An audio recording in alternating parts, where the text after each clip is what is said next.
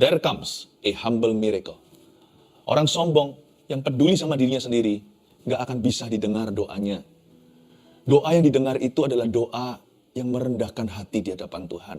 Tuhan gak interest sama sekali. He is not interested. Interested dengan orang-orang yang interest atau perhatiannya hanya pada dirinya. Apa pikiran orang lain tentang dirinya? Apa pendapat orang tentang dirinya? Apa kata dunia? Tuhan gak tertarik sama hati yang demikian. Tapi Tuhan itu rindu menjawab doa orang-orang yang tulus hatinya. Menjawab doa orang-orang yang sungguh-sungguh butuh. Siapapun mereka, termasuk anak jalanan, Tuhan akan dengarkan. Sebab Tuhan tidak pandang bulu. Tuhan itu tidak memandang manusia. Dia itu cinta setiap orang. Tuhan mengasihi setiap kita. Pokoknya kalau kita datang sama Tuhan itu in a real way. Jikalau kita hampiri tata Tuhan itu dengan sikap hati yang nyata. Tuhan, I really need you. Aku gak basa-basi, dan aku gak ikut-ikutan. Dan juga aku gak doa itu seperti orang Farisi demi dilihat orang. Kalau aku doa masuk hadirat Allah, aku sungguh-sungguh cari Tuhan untuk ketemu sama Tuhan. Meskipun aku punya kebutuhan, Tuhan akan memandang aku hina. Karena kalau bukan datang pada Tuhan, kepada siapa aku minta pertolongan? Orang yang datang sama Tuhan itu in a real way, dengan cara yang nyata. Apalagi hatinya merendah, orang seperti itu pasti akan ditemuinya. Tapi yang debat hal-hal yang ambigu, perkara-perkara yang maya, mereka-reka perkara-perkara yang sia-sia, yang gitu Tuhan berkata, besok aja lah ya berdoa, kamu gak siap untuk saya. You're not ready for me. Kenapa kita nggak berdoa? Kenapa kita juga merasa susah untuk berdoa? Bukan karena kita harus layak dulu baru kita bisa sembahyang. Kalau gitu nggak ada satu orang pun bisa masuk ke dalam hadirat Tuhan. Doa itu perlu konsentrasi. Doa itu fokus ke Yesus. Karena itu siapa yang dalam kondisi terpuruk sekalipun, asal dia tulus cari Yesus, jangan tunda. Anda bisa sekarang juga masuk hadirat Allah. Nggak usah tunggu layak dulu. Waktu masuk nanti, Anda akan dilayakkan oleh Tuhan, oleh darah Yesus yang ajaib itu. There comes a humble miracle. Tiba-tiba seluruh fokus ini shifted. Bergeser pada seorang pengemis di jalanan yang bernama Bartimeus. Ketika didengarnya yang 47 bahwa itu adalah Yesus orang Nazaret, mulailah ia berseru. Ini bagus. Sebelum Bartimeus berseru kepada Yesus, dia sudah dengar-dengaran. Meskipun dia buta kan dia nggak tuli. Ketika didengarnya bahwa itu adalah Yesus orang Nazaret, ternyata dia sudah diam-diam nguping. Banyak kesaksian orang-orang disembuhkan. Banyak cerita desas-desus tentang Yesus. Dia ambil baiknya semua dan dia taruh di hatinya. Iman timbul dari pendengaran. Ternyata ada satu poin sederhana. Apa yang Anda lakukan sebelum doa sangat berpengaruh saat Anda sembahyang.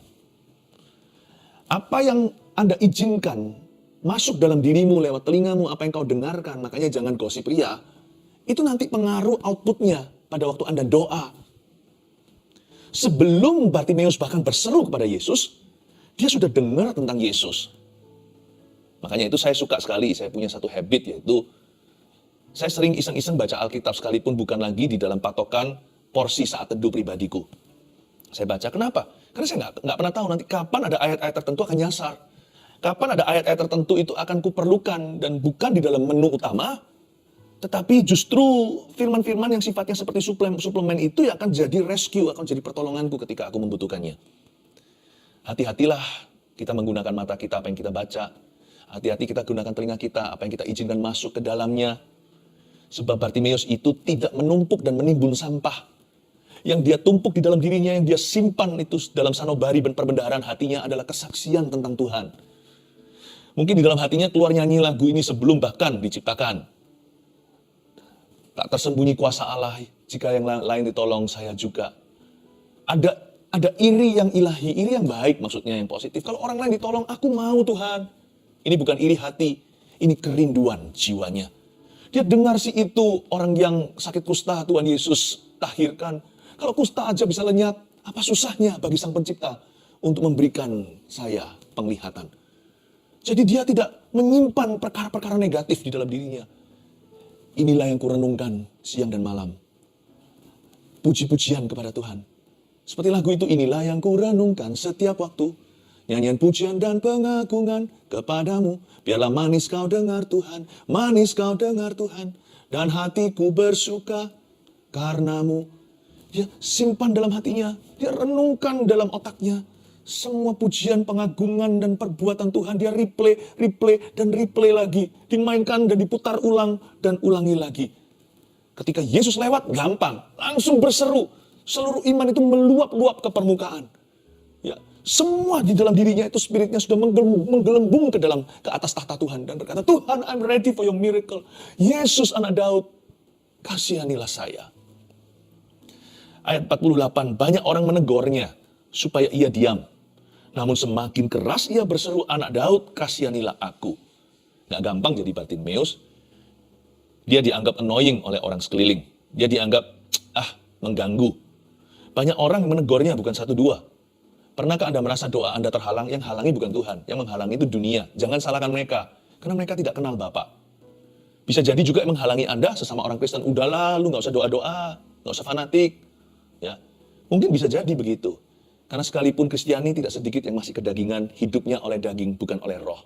Hidup berdasarkan pikiran manusia yang mati. Jangan salahkan mereka.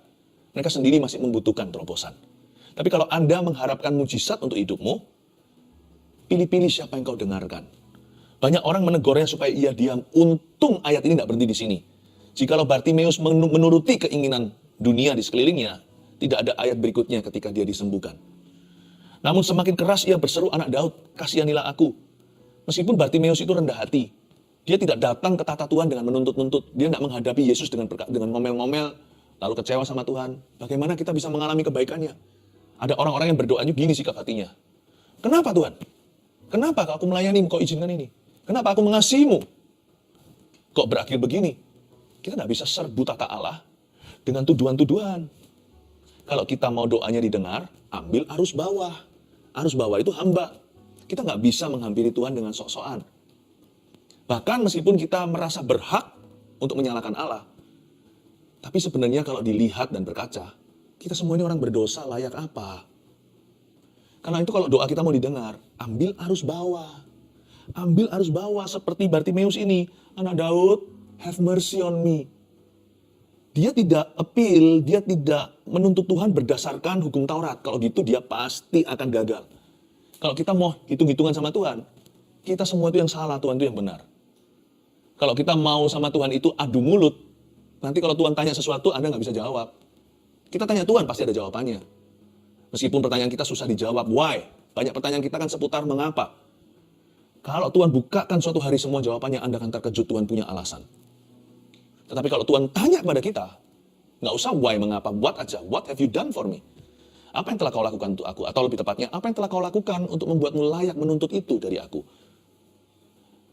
Apa yang membuatmu merasa begitu layak di depanku, seperti setara dengan Tuhanmu, lalu menudingkan jari dan tangan wajahnya ke arah tata dan berkata, Tuhan tidak fair, atau Tuhan tidak adil sama saya. Kalau Tuhan buka semua dosa kita, matilah kita. Kita akan bungkam 1000 kata, masuk penjara dan lautan api neraka. Jangan pernah beradu dengan Tuhan. Karena kita nggak akan menang. Karena kita yang salah. Kita ini jatuh dalam dosa. Tuhan itu mati untuk dosa kita. Udah kalah skornya. Kalau kita mau mendapatkan belas kasihannya, hingga mujizatnya, ambil arus bawah. Merendah. Merendah. Seperti Bartimeus, nggak seperti 12 rasul yang berdebat siapa yang terbesar. Mereka sudah jadi kacang, lupa kulitnya. Mari kita meneladani Bartimeus, bukan Petrus. Mari kita teladani Bartimeus, bukan Yohanes dan Yakobus. Mereka berantem. Tapi Tuhan tunjukkan bahwa belas kasihan Tuhan hanyalah bagi orang yang rendah hati. Yang sombong biar debat dulu sampai capek, nanti datang sini bertobat. Tapi yang rendah hati langsung diperhatikan oleh Tuhan. Mari kita belajar dari Bartimeus. Sekalipun dia itu ambil arus bawah, dia merendah. Namun orang ini berotot rohani baja. Ya, kenapa? Semua orang menegurnya supaya dia diam. Namun semakin keras dia berseru, anak Daud, kasihanilah aku. Siapa bilang orang rendah hati itu lembek? Kita bisa ambil arus bawah. But we could be the most determined person in the whole world. Kita bisa menjadi orang yang paling tekadnya paling bulat ketika berdoa. Ya. Iman itu nggak usah angkuh. Iman itu konsisten dengan permintaan. Kalau Anda minta sesuatu sama Tuhan dan Anda tahu itu adalah janji Tuhan dalam hidupmu, Anda konsisten. Nggak usah marah-marah sama Tuhan, ambil arus bawah sikap hatinya.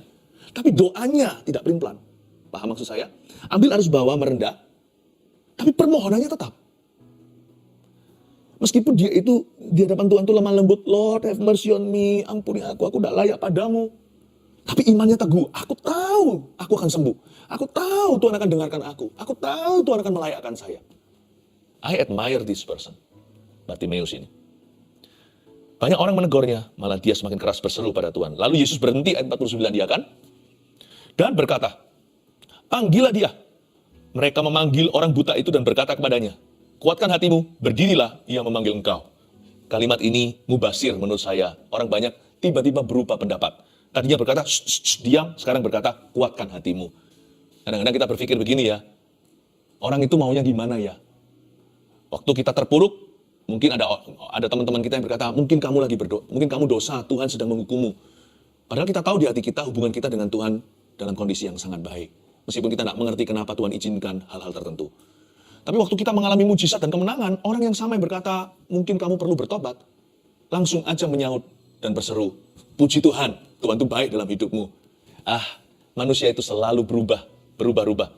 Orang yang sama berkata, Hosana, Hosana, berteriak begitu, esok hari langsung seruannya ganti, salibkan dia, salibkan dia.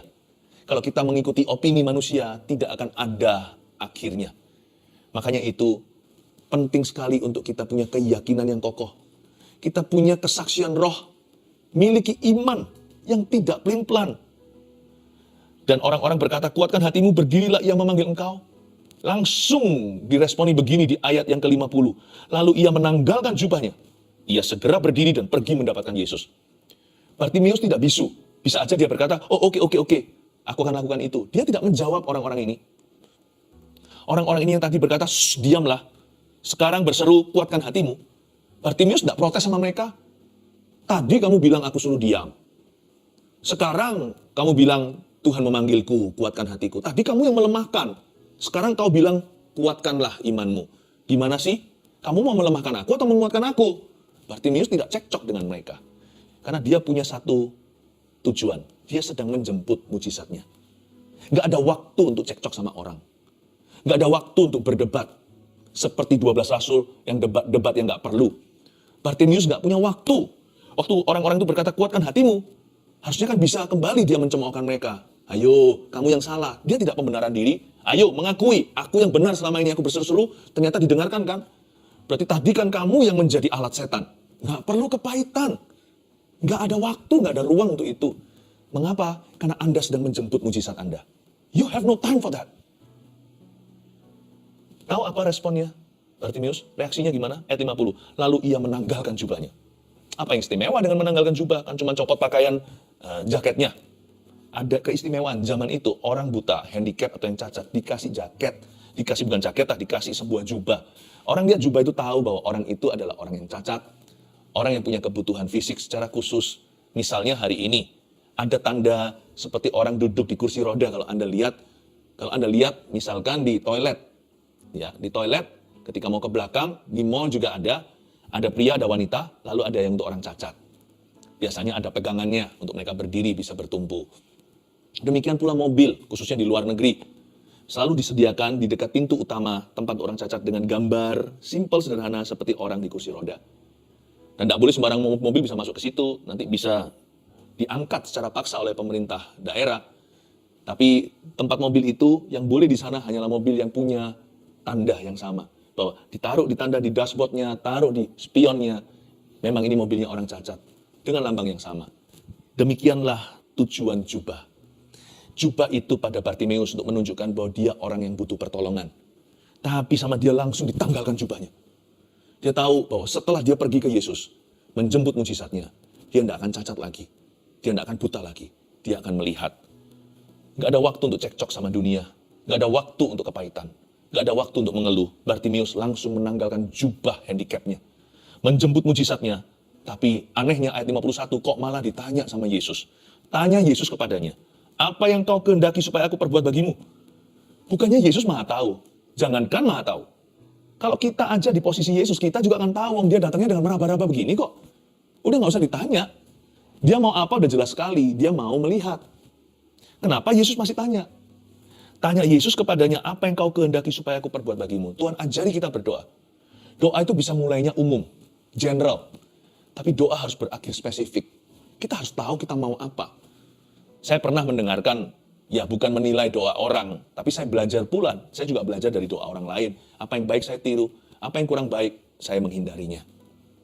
Kadang-kadang doa terdengar sangat indah ya. Wah, fasih lidah. Segala doktrinnya, doktrin kekristenan pun ada di dalam doa seseorang. Panjang lebar. Bahkan doa makan pun bisa menjadi doa yang sangat misionaris untuk misionaris-misionaris di Afrika. Doa kita itu loh bisa mewah. Tapi setelah saya dengarkan doa tertentu seperti itu, saya bertanya pada diri sendiri, sebenarnya apa ya permintaannya ya kalau memang ada permohonan? Our prayer could be very pretty. Could sound very righteous. Yet so pointless. Doa kita bisa begitu benar kedengaran. Tetapi tanpa tujuan. Betul, doa yang sifatnya memuji Tuhan tidak minta-minta. Doa yang menyembah, nggak memohon-mohon, saya tahu. Tapi ketika masuk ke departemen meminta sesuatu, Yesus berkata, mintalah kamu akan diberikan, carilah kamu akan mendapat. Kamu akan menemukan, ketoklah pintu akan dibukakan. When it's time to ask, be clear what you're asking for. Ketika waktunya untuk meminta, pastikan jelas apa yang kau mohonkan. Minta dengan tegas. Apa yang Anda inginkan. Jangan-jangan kita sendiri nggak jelas sama diri sendiri. Aku ini maunya apa ya? Nggak menentu.